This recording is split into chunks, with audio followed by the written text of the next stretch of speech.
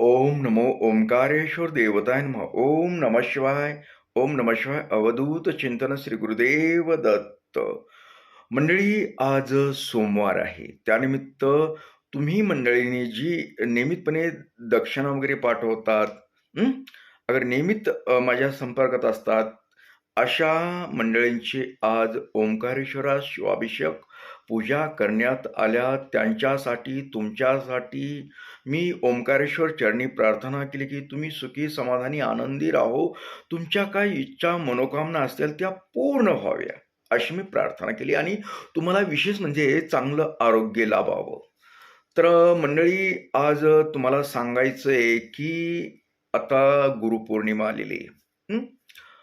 जवळच आली आहे. 29 तारखेला आहे. त्याच्यामुळं काही आधीपासूनच मी जे का माझ्या अ, संपर्कात असणारी, ज्याने का माझ्याकडून गुरुमंत्र घेतलाय, दीक्षा घेतली, अशा मंडळींसाठी मी एक सूचना देतोय. आता कुणी समजा नवीन समजा गुरुमंत्र वगैरे काही घ्यायचा असेल, त्यांनी हे ऐका थोडंसं कसं असतात आमचे नियम ते. तर ज्याने का याच्यापूर्वी कुणी बऱ्याच वर्षापूर्वी घेतली, कुणी 10 वर्ष झाली, काही मंडळींनी दीक्षा घेतलेली माझ्याकडे. त्याच्यानंतर अलीकडे पण घेतले आहेत, गेल्या वर्षी पण घेतलेले आहेत. तर यांना एक सांगायचं आहे की तुम्ही आता बरेच मंडळी आहेत की दीक्षा घेतल्यानंतर काय संपर्कात राहत नाहीत. हं? काही मंडळी असे आहेत की घेतल्यानंतर त्यांनी संपर्कच ठेवला नाही माझ्याशी, म्हणजे केला नाही. समजा पुन्हा महाराज जिवंत आहे का, तुम्ही जिवंत आहेत, काही म्हणजे कसलंच काही नाही, कोण आहे नाही हे काही मला माहीत नाही.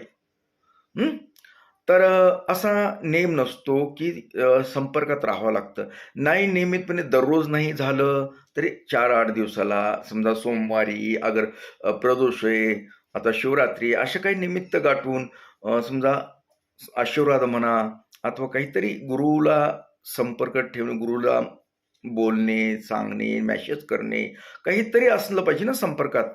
हं? तेव्हा आपलं हे जे नातं आहे ते टिकून राहील ना. कारण हे जी नातं होण्यासाठी तुम्हाला काय वाटलं गुरुमंत्र घेतला की संपलं काय, की तसं नसतं ते. गुरुमंत्र घेताना आम्ही ओंकारेश्वरास समजा शपथ घेतली म्हणतो आम्ही, हं? की बाबा मी याच्या पाठीमागे जिवंत आहे तोपर्यंत राहील. अडचणी, कोणते काही अडचणी असतात त्याबद्दल मी मार्गदर्शन करेन, अशी शपथ असते. हं? मग तुम्ही संपर्कातच नाही राहिल्यास मी काय करायचं सांगा? हं. ठीक आहे, तुम्हाला संपर्कात नसेल राहायचं तर मला एक मेसेज छोटासा करा तुम्ही आणि म्हणावं की समजा मी दीक्षा घेतली पण आपल्याशी संपर्क ठेवू शकत नाही, अथवा मी तुमचा गुरुमंत्र करण्यास असमर्थ आहे, अथवा काही जे असेल ते काहीतरी निमित्त सांगा ना, इथून पुढे माझ्याने होत नाही. हं? म्हणजे थोडक्यात सांगायचं म्हणजे काय, की आपला घटस्फोट झाला. हं? हं. म्हणजे दीक्षा देणं, घेणं म्हणजे एक नातं जोडलेलं असतं. गुरु शिष्याचं नातं जोडलेलं असतं. हं? आणि तुम्हाला माझ्याशी संपर्कात राहायचं नाही, मला तुमच्याशी राहायचं नसेल, तर एक थोडक्यात आपला घटस्फोट म्हणायचा ना आपला. हं? आपलं कांडं पडलं. तुम्ही तिकडं, मी इकडं. हं? आता काही-काही पूर्वी घेतलेले तर काही जणांनी अशा तर खूप दीक्षा तर खूप जणांनी घेतली हो. प्रत्येक वर्षी 100-150 लोकं घेतात माझ्याकडून. मग ती सगळेच संपर्कात राहतात असं नाहीये. नुसतं दीक्षापुरतं गुरु घेतला की ते गुरुमंत्र घेतला की संपलं त्यांचं असं वाटतं त्यांना. असं नसतं ते. संपर्कात राहावं लागतं. तर काही जण केव्हा तरी, केव्हा तरी करतात, पण ती काही-काही वर्षभर केलेलं नाही काही जणांनी. मग ते मला कळत नाही की तुम्ही काय, कुठल्या अवस्थेत, काय अडचण आहे का, नाही का, अगर चांगले आहेत का वगैरे, गुरुला तरी विचारावं. काहीतरी असावं ना. हं. आणि ज्यांनी ते समजा घेतलेत पूर्वीचे तर 2-3 त्यांचे संपर्क तोडले. मी बी त्यानंतर काही विचार करत नाही. फक्त तुम्हाला समजा आपल्याला नाही संपर्कात राहायचं तर सांगा, म्हणजे मी तुम्हाला जी माझ्या यादीमध्ये जे नाव असतं ना, ते काढून टाकता येतं. हं.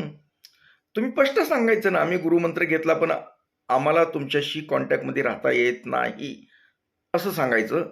म्हणजे आम्ही तुमचं नाव डिलीट करून टाकूया थोडक्यात. म्हणजे कायमचं मेमरीतून पण काढून टाकूया आपण, असं सांगायचं मला.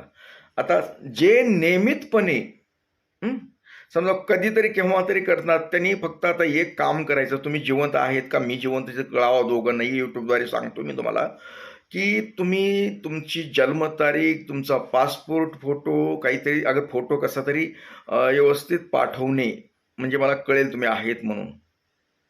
हं? आणि जे नियमितपणे जे आहेत माझ्या संपर्कात आहेत, दररोज मॅसेज करणारे खूप आहेत. ज्यांनी दीक्षा सुद्धा घेतलेली नाही अशी मंडळी सुद्धा खूप आहे. त्यांनी दीक्षा माझा काही अर्थात ते संबंध नाही, काही नाही. त्यांनी गुरुमंत्र नाही की दीक्षा नाही, पण 10-10 वर्ष झाले त्यांनी सतत संपर्कात आहेत ते. हं? दीक्षा घेण्याचा काय अर्थ आहे? फक्त मी महाराज आहे आणि ते आपलं विचारतात काही बाई घरगुती अथवा सहज सकाळी ओम नमः शिवाय म्हणून पाठवणार दररोज नियमितपणे. त्यांचा अर्थार्थी आमचा असं काही संबंध नाही. तरीही मी बी त्यांना रिप्लाय देत असतो, मला जसं जमन तसं. आणि ज्यांनी दीक्षा घेतलेली काही मंडळी आहेत की नियमितपणे मला मंत्र जपाचं समजा सकाळचा मी जी मंत्र पाठवतो त्याच्याबद्दल पाठवतात, अगर काही विचारतात आहेत ना काही. सगळेच असे नाहीत तुमच्यासारखे सगळे.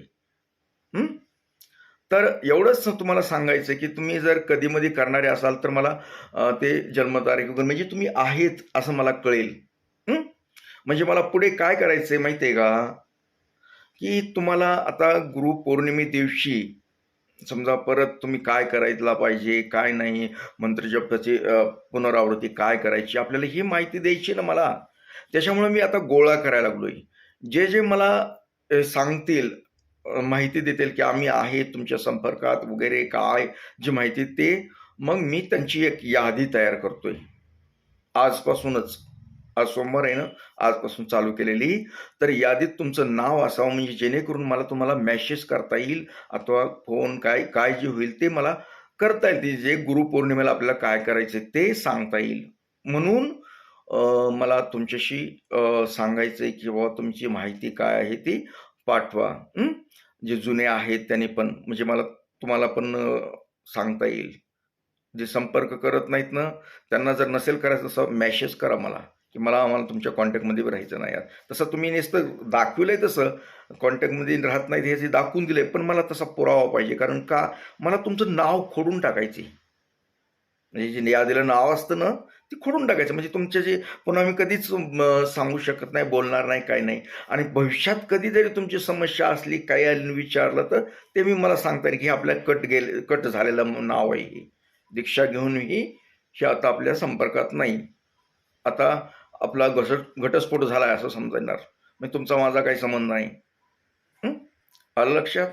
यासाठी मी ही एक सूचना आहे. आता मला वेळोवेळी तुम्हाला माहिती द्यायची. आता गुरुपौर्णिमा जवळ आलेली, काय करायचंय काय नाही बरेच माहिती द्यायची. पण आज एक सूचना म्हणून आजचा हा व्हिडिओ आहे.